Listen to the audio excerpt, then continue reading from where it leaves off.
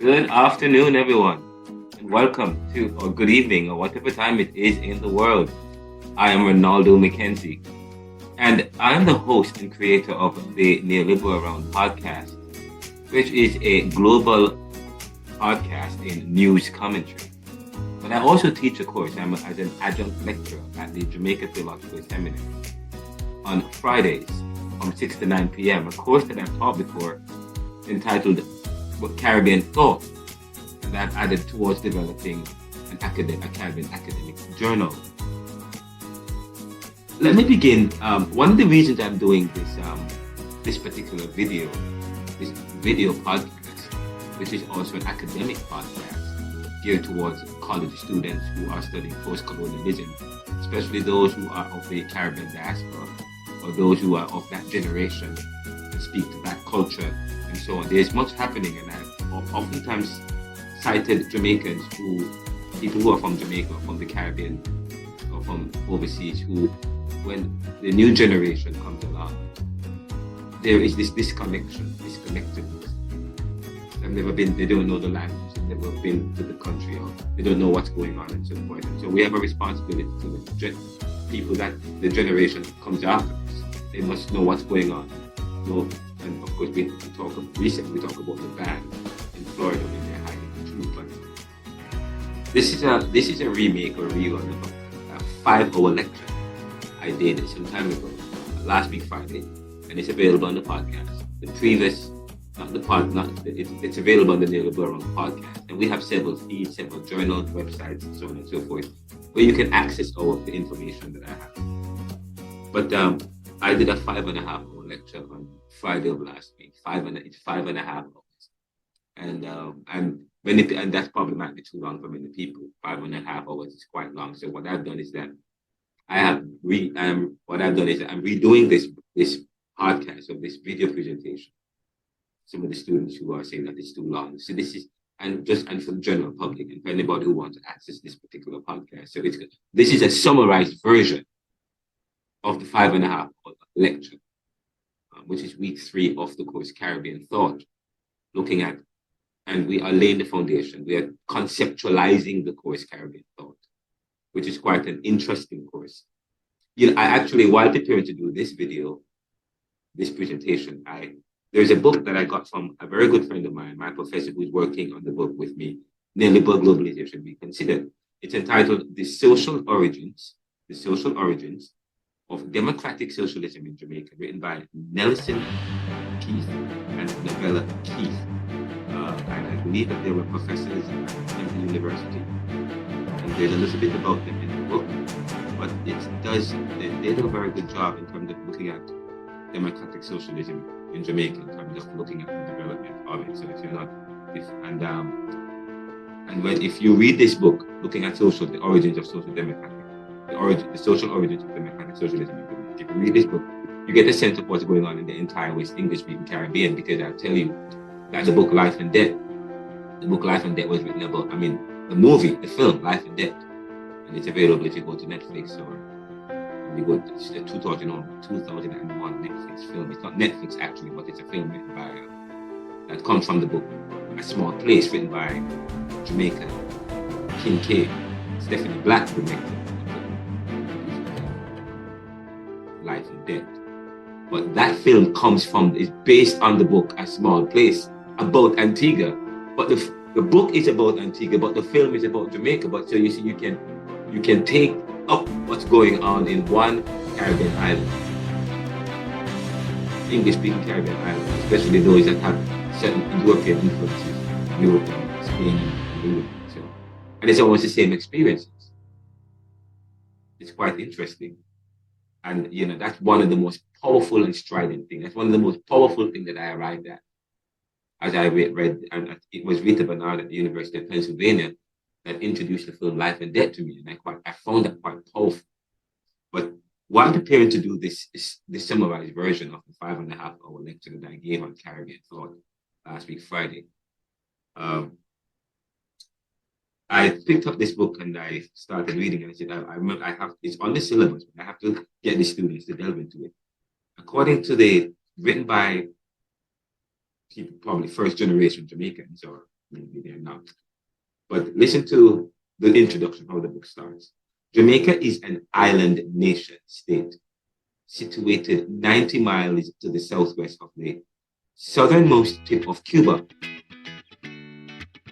a former British sugar colony. It has a population of about 2.3 million people. Like most other plantation economies, Jamaica has suffered from underdevelopment, which has led to discontent and unrest. Again, the book starts. So if I were to ask the students, and I'm thinking about doing this, define for me in one sentence or in two sentences. How would you define Jamaica? One or two sentences.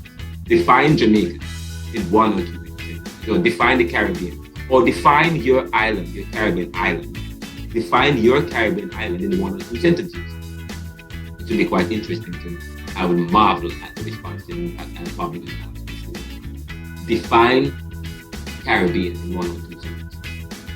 But listen to the definition of that Keith and Novella started in the introduction of the social origins of democratic socialism, written by this is how they start. Jamaica is an island nation state situated 90 miles to the southwest of the southernmost tip of Cuba. Is actually not Jamaica, is 90 miles south of Cuba. A former British sugar colony. It has a population of about 2.3 million people. Like most other plantation economies, Jamaica has suffered from underdevelopment, which has led to discontent and unrest. This is quite powerful. This is quite terse, but it gets to the point because they talk about the geographic, where it is geographically. They talk about the past, the influence, and talk about the fact that it was a colony, meaning they were colonized by who? By British. And it talks about the population now, but then it doesn't go into the population of people. The population of 2.2 million people. And it stops there. So that says a lot, but it doesn't say a lot. But what it says is that, like most, listen to this part, talking about the symbiotic relationship between the Caribbean islands and the global South islands that come out of colonization. Like most other plantation economies,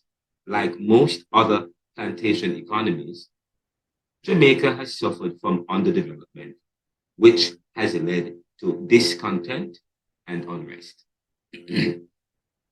And then they go on to say by saying, perhaps the most famous demonstration of this discontent in recent times is the labor rebellion of 1938.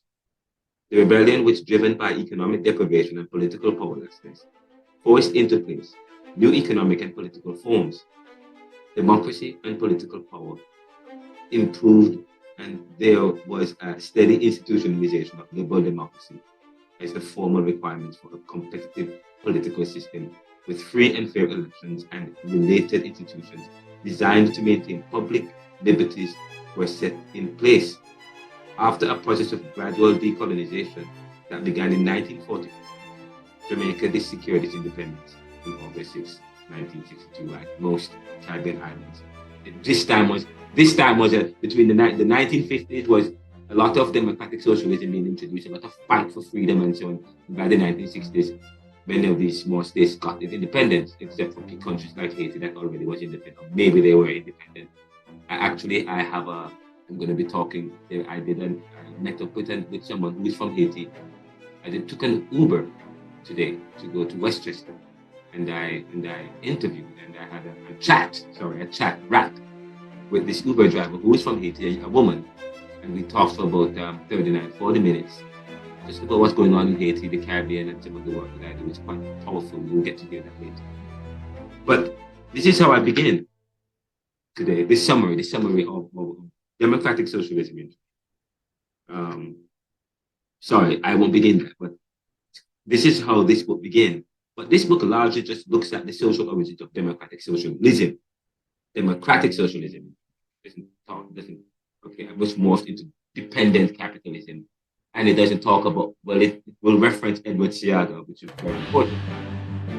Now, as we look at Caribbean law, as I said to you, this particular course is actually this particular course is actually this particular course is bring it up, is a reflection, a summary of my last class, and I had to begin with this. And this is quite powerful with this particular class.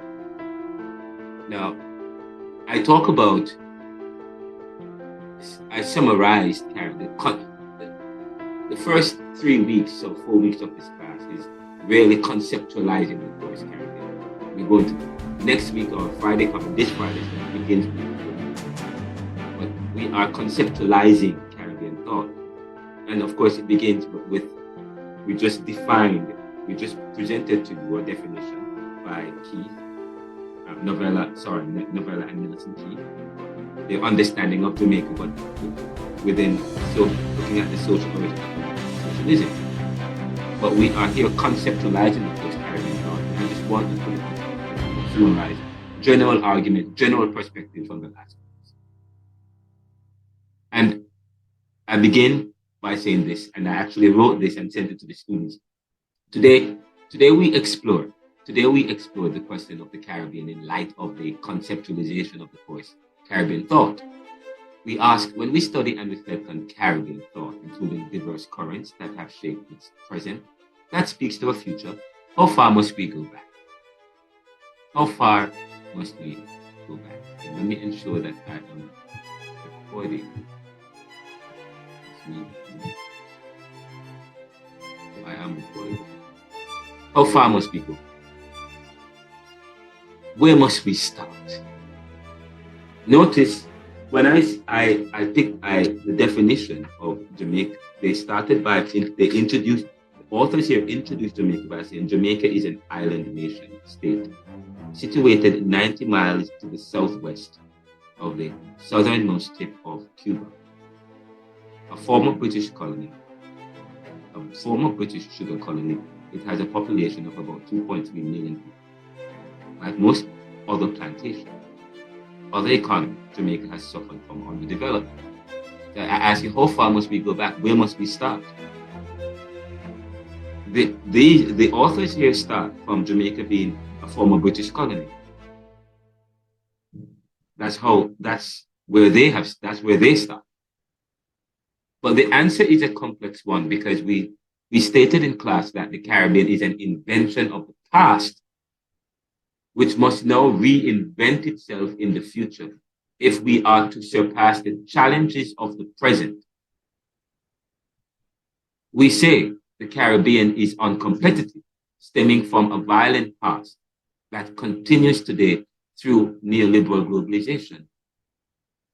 We did not explore neoliberal globalization, but provided an understanding of neoliberalism, neocapitalism, and capitalism.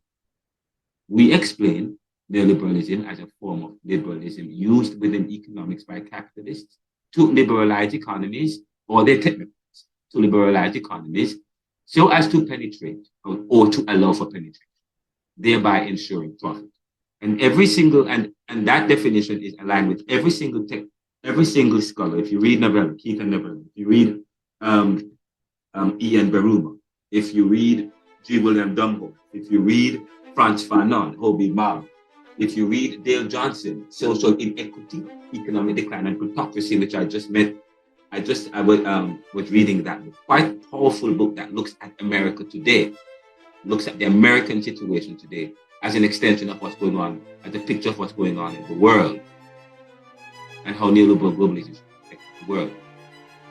But we explain neoliberalism as a form of liberalism used within economics and by capitalists to liberalize economies so as to penetrate, thereby ensuring profit. And we are going to delve into that a little bit more. When we talk about liberalizing economies, there's several things that involved, and I'm going to borrow from Michael Crozier in looking at the bureaucratic phenomenon, because in it, the bureaucratization of the world through the IMF and the World Bank and the world involved several several different things that has to be done in order to advance liberalism, in order to advance this free world, this free market, which is, and that's very important. So we said that we will explore the neoliberalism in more detail later in relation to its effects on the Caribbean when we watch Life and Death by Stephanie Black, based on the book A Small Place by Jamaica Kincaid, a book about Antigua whose experience of structural adjustment and fight for prosperity resembles Jamaica's, so that the film could take from the book and talk about Jamaica. This speaks to the symbiotic relationship between the West Indies. We examine the processes of colonization from the perspective of Fanon, who defines colonization as involving a violence of depersonalization, which is the stripping away of the individual. We provided an academic answer and response to the question, are white-collar crimes in Jamaica a result of colonization? And why are crime rates so high in places like Trinidad and Tobago and Jamaica? We suggested a Marxist materialist reply, relative deprivation. What is relative deprivation? We defined it as the correlation between high crime and the correlation between high crime and violence and high poverty and income inequality. Jamaica and the Caribbean suffers from high poverty and income inequality, correlated with the highest which correlates with high income inequality and poverty. Again, let me say that the Jamaica and the Caribbean suffers from high poverty and income inequality, which correlates with high crimes and income and high crime rates in the Caribbean. This is commensurate with what is happening in Black and brown communities all over the world, hence supporting the conclusion and the analysis of relative deprivation. We pointed out that to study Caribbean thought is to do philosophical inquiry, which involves logic and reason and an understanding of Descartes' phenomenology, who coined cogito ergo sum, I think, therefore I. He recognized the subjectivity of reality outside of objective verification. Further, we pushed the exploration of knowledge by discussing Immanuel Kant, who says that history is a result of human nature and circumstances, and he questions Newtonian physics, which formed the basis of Western civilization's understanding of reality. So the Caribbean, as part of a reality of Western civilization, is influenced by that bent. And just so you know, this is Immanuel Kant's book, a powerful book that was edited by Louis Whitebeck. So this is the translated edition, edited by Louis Whitebeck, Immanuel Kant on history. And we delved into this a little bit because we did say that Kant was a philosopher that seems singularly unlikely to encourage a philosopher to take history seriously. He said Immanuel Kant was not a historian. He was not an historian. In his literary remains, we find this note. I shall not make any head into a parchment and scribble old, half-effaced information from archives on it. He was a philosopher, with a philosophy that seems singularly unlikely to encourage a philosopher to take history seriously. His critique of pure reason studied the foundations of knowledge, but by knowledge he meant almost exclusively Newtonian physics, and by foundations he meant unchanging a priori forms and categories of the mind. Changing a priori forms and categories of the mind. His critique of practical reason studied the foundations of ethics, but from them everything anthropological, having to do with the varieties of human nature and circumstance, and everything historical, because history is a result of what? Human nature and circumstance. So he says everything historical concerning the development of moral codes and institutions was ruled out as irrelevant and even dangerous in the study of morals. And that is why he ruled out Newtonian physics, because for Newtonian physics seemed everything unchanging, as if they come to knowledge and truth as a statistician, that everything is static, not moving and unchanging, or everything that comes from, or things that come from, or anything that what we have, anything that comes from the, all things that come from anything is an anything that does not change. He challenges that. There is nothing that, everything that we have today, he questions as coming from that, from an understanding, from an ethic, from moral codes and reasoning. It's not a rock that, or a plant that comes from roots. The roots are themselves opinions of man which have been formulated into something that is concrete, which Newtonian physics have come to theorize as all things come from that. So he questions that particular logic. We're going to get into that because that might be confusing if you know what I'm talking. You don't wake up casually.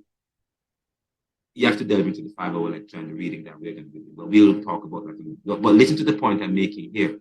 So we as we begin to study Caribbean thought, we pointed out that to study Caribbean thought is to do philosophical inquiry, which involves the logic and reason and an understanding of Descartes' phenomenology. The point, cogito ergo sum, I think, therefore I am. He recognized the subjectivity of reality outside of objective verification. You can't know anything outside of yourself. The only thing you can know for certain is the truth that stares you in the face. The mind that tries to say nothing exists is, okay, something exists, and that you cannot deny. So he recognizes the subjectivity of reality outside of objective verification. Further, we push the exploration of knowledge by discussing Kant, we just referenced here, who says that history is a result of human nature and circumstance, and questioning Newtonian physics, which forms the basis of Western civilization, on Western civilization's understanding of reality. The Caribbean as part of a reality, the Caribbean taken as part of that reality of Western civilization is influenced by that bent. We reviewed, and so from that we reviewed the economic history of Western society and capitalism, stating that it is within a system that has impoverished or weakened the Caribbean states. We visited Adam Smith, Wealth of Nations, and Marx, Weber, Max Weber, Protestant Ethic and the Spirit of Capitalism, regarding the justification and economic principle behind capitalism. However, we challenged the Wealth of Nations by invoking Karl Marx, who critically re-examined Adam Smith's accumulation of the capital idea, saying that it was not won in hard work, but theft and violence. Again, let me say that again. We reviewed the economic history of Western society and capitalism, stating that it is within a system that has impoverished or weakened the Caribbean states.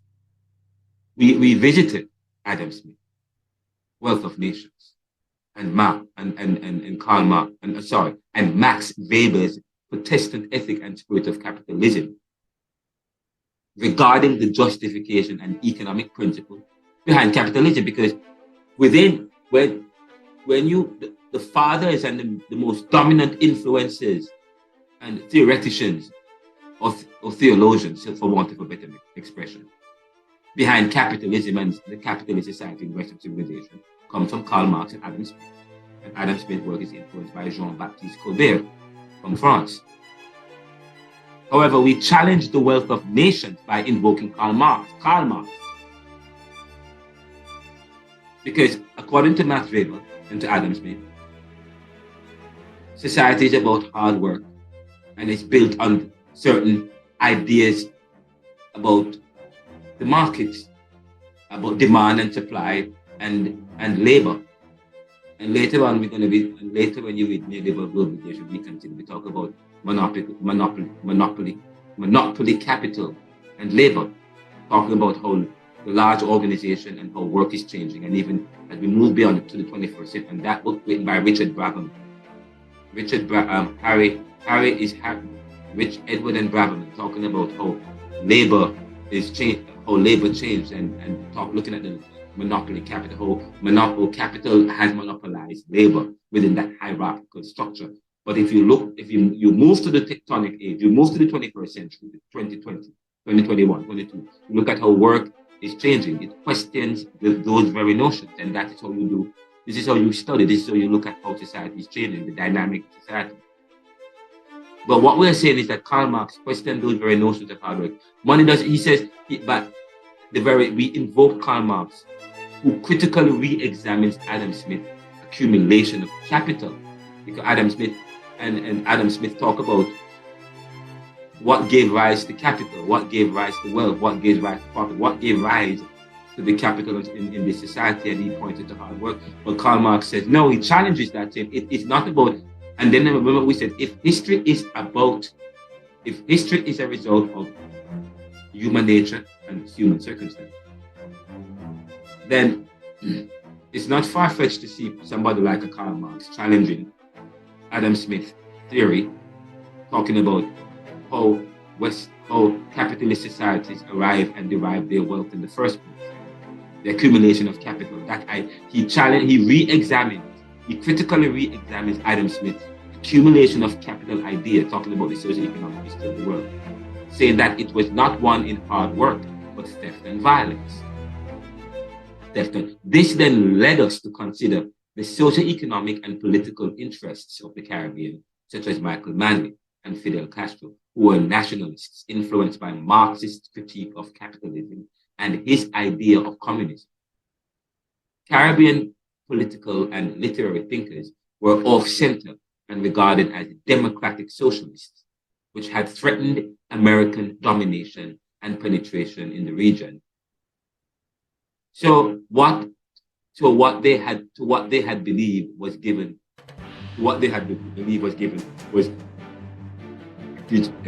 given way to socialist ideology. And of course, you can read again the book that I referenced earlier,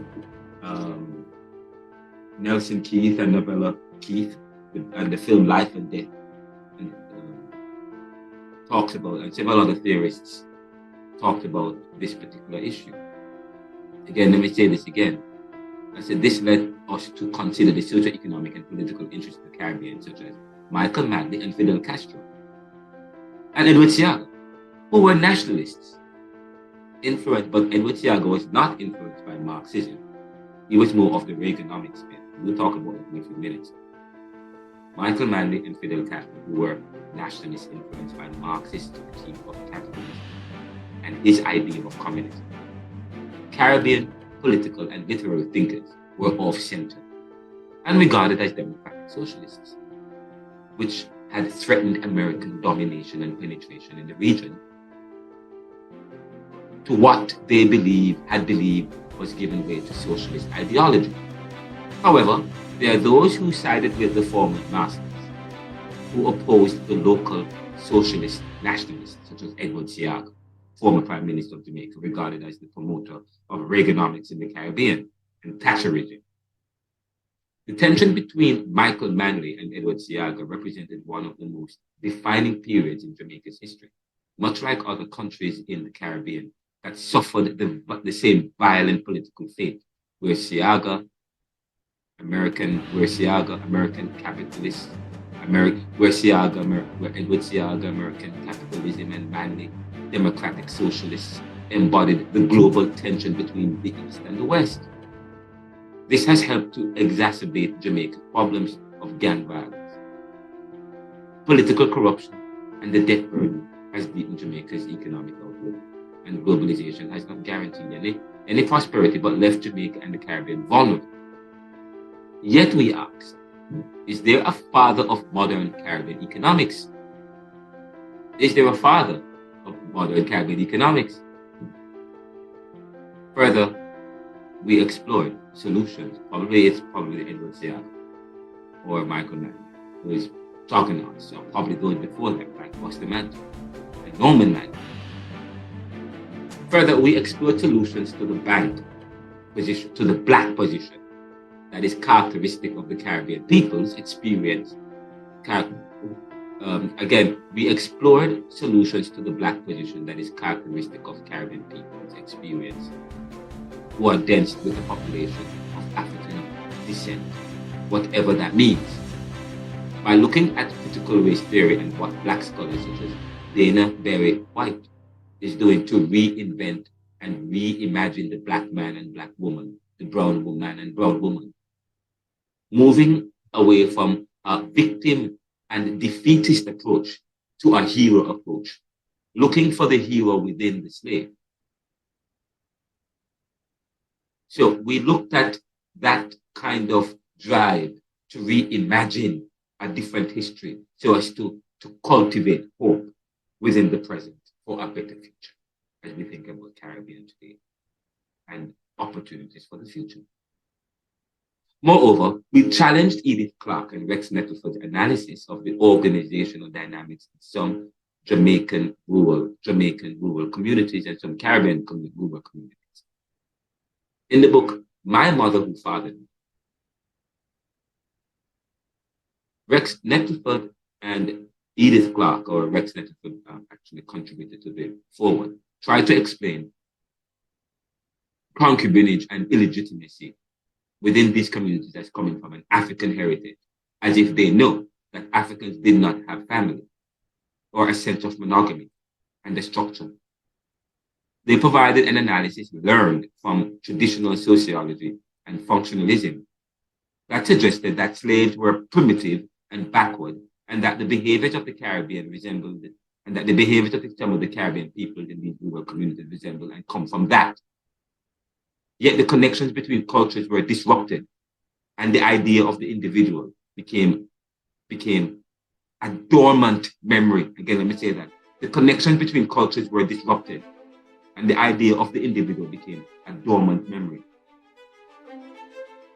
It is not true that Africans did not have any sense of family. It is not true that Africans did not have any sense of religion.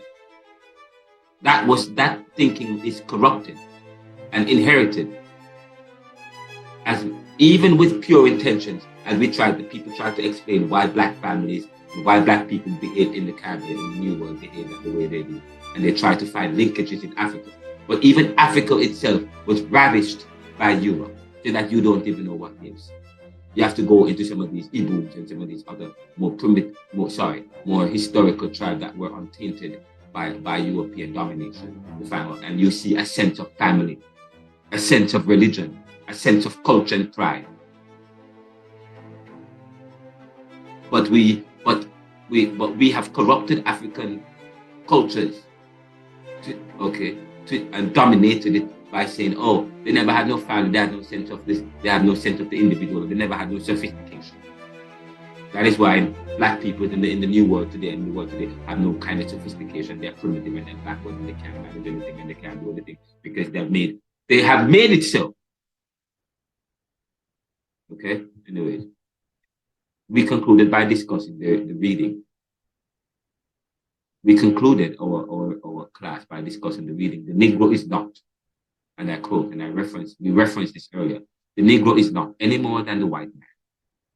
Franz Fanon in Black Skin, White Masks, Psychoanalysis of the Colonized, the systematically controlled man and woman. Again, we concluded by discussing the reading assignment in Black Skin, White Masks. The Negro is not any more than the white man. And Franz Fanon in his book is referenced in this book, Wretched of the Earth, which is a translation by several different scholars, but Richard Philcox translated from French into English, forward by Homi Baba, also referenced in this book, and you should get a copy of this powerful book. It says, the Negro is not any more than the white man, end of quote. The Negro is not. And notice right here, the full stop right here. Let up a little bit. The Negro is not any more than the white man. Franz Fanon, in Black Skin, White Masks, psychoanalyzes the colonized or the systematically controlled man and woman. He removes, in saying This sentence is very powerful. This very powerful. Because in writing the way that he did, not subscribing to subject verb agreement, he removes the dominant view within comparisons, striving for the empowered self. According to Homi Bhabha, here, when he says that the Negro is not any more than the white man, in her book, it's right here, The Location of Culture. Here, the familia of colonial controlled subjects is disturbed by a break. The Negro is not, full stop. By a break, a pause from the usual to reveal a truly authentic self. That's according to Homi Bhabha in the book, Location of Culture. The Location of Culture on Fanon. And I will add it to Homi Bhabha in her description here. In addition, his use of the period, the full stop, after the word not. His use of the period after not. Proceeding, and then proceeding with the capitalized A. Anymore. Represents an interruption and a break in standards of language. Again, let me say this. In addition, his use of the period after not, proceeding with the capitalized A, represents an interruption and a break in standards of language.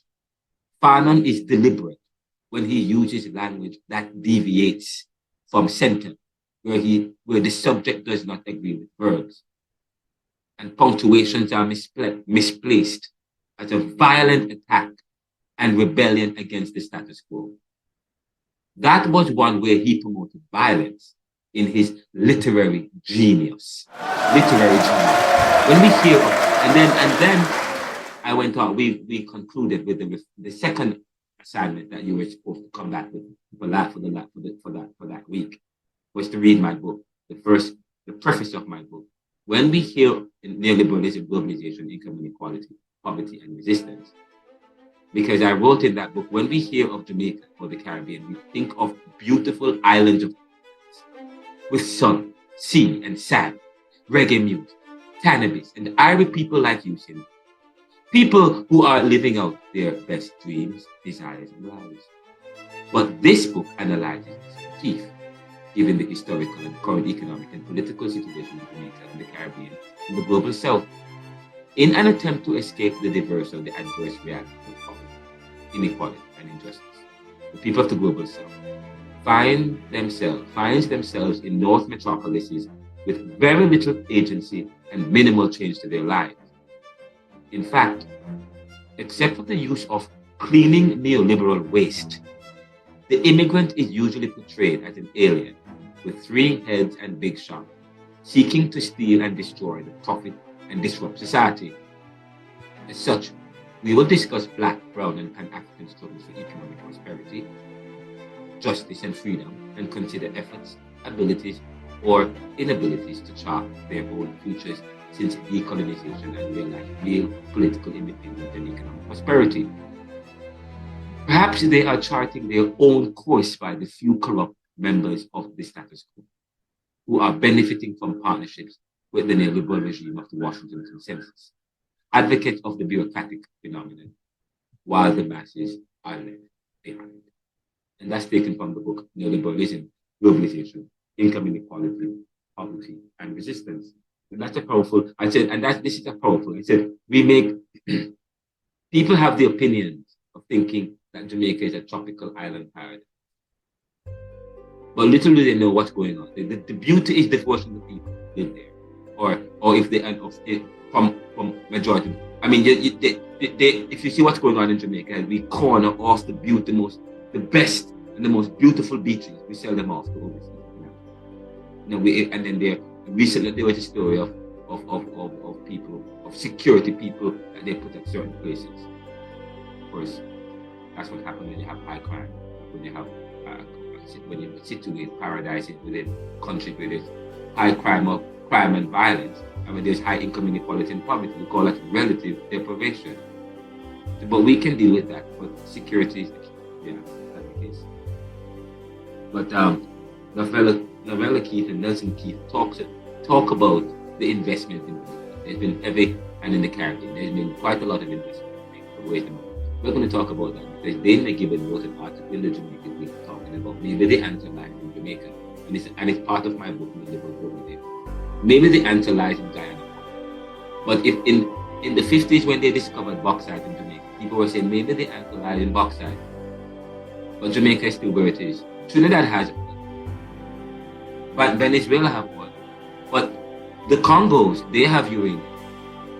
But there's a warfare going on while people stand on the sideline waiting waiting for them to topple and then for them to enter to save the day. But I mean that the Jamaica and the Caribbean and the global South countries, there's no lack in resources and in terms of people's skill and so on. I was speaking with the woman from Haiti today. I said, what's going on in Haiti? She said, oh my God, I don't know what's going on in Haiti. Haiti is a case in itself. And I'm going to, after this, sometime tomorrow, I will release that, or maybe it will be available tonight. But Haiti is a case unto its own self. Haiti, she said, as if there's no hope in Haiti. They have political problems. There's fighting between the peoples there. There's instability in Haiti. And and if there is money there, and if they do find anything worthwhile, they're fighting over it, creates so much problems, it becomes useless. And then again, as I delve into this course, the answer lies in what is the ultimate of all things. And I talk about that. If you listen to the interview I did with Darlene of Haiti, she was driving me to pick up her car, and she does Uber. It was quite a powerful conversation. But she talks about inability of people to come together, and that has always done. I said, what is the ultimate of all things? That will become one with reality in all of our individuals. Listen to that next podcast coming up. That one is audio, it's not in video, but it's powerful. Thank you for listening to this summarized version of the 5.5-hour lecture that I gave last week. This is the Neoliberal podcast. We will continue to present video podcast and audio podcast. We will also talk about the news of the day. By the way, listen to my latest podcast, Solutions to Dealing with police brutality during the cultural violence. It's in the neoliberal.com. I've also submitted some articles to the Spectacle, and I'm going to be featured in some new articles. And I've written several articles that you will see around the place. Check me out, man. I plan. I'm working hard to facilitate critical thinking to move society forward, because I'm all about serving the world to itself through our community, which is very popular. Donate to us, support us. We need your support. We need your donations. All of what we offer is free, and we operate completely on donations. But we have a corporation because we cost. The books you have to purchase. The books the textbook that are the neoliberalism. And there's another textbook I'm working on, and another textbook I'm racing behind. Some powerful books within post-colonialism, and looking at critically analyzing history and critically engaging with philosophy. Support us by going to anchor.fm/theneoliberal. Again, anchor.fm/theneoliberal. That is our first podcast in audio. And of course, you can visit us at theneoliberal.com, RenaldoCMcKenzie.com, RenaldoCMcKenzie.blogspot.com. We're available on iHeartRadio, Spotify, the Audible, Amazon Music, Apple Podcasts, Radio Public, Stitcher. Did I say Google Podcasts already? And several others which I may not have. Video, and we also have the Neoliberal Environment on YouTube. Take care and welcome, and send us feedback. Share this show with your friends, and please send me an email. Ronaldo.mckenzie@jtx.edu.jn or RenaldoCMcKenzie@gmail.com.